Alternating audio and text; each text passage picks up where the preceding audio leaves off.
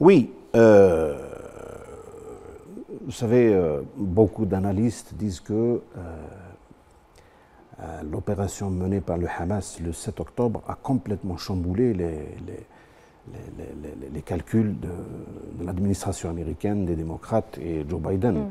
C'est-à-dire qu'à la veille de cette opération, pour eux, pour Biden et son administration, tout était plié. La marche de la normalisation était presque à son terme. Donc c'était fini, ils ont normalisé, ils ont tout vassalisé. Mais parallèlement, comme vous le dites, il y a eu ce sursaut des universités américaines.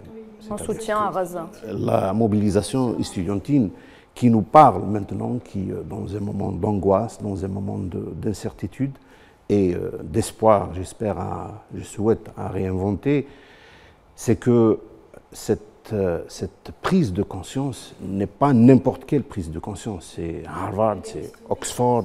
Oui, il est historique et il est porteuse d'une dynamique très très importante.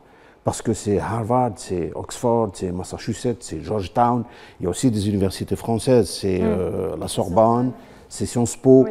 Et donc c'est un peu la crème de la crème de l'élite qui sera demain des dirigeants du monde occidental. Et donc ça nous parle, ça exprime une dynamique. Et moi, à mon avis, cette dynamique ne s'arrêtera pas. Il ira jusqu'au bout, jusqu'à son terme sera la libération de la Palestine, l'instauration d'un État palestinien.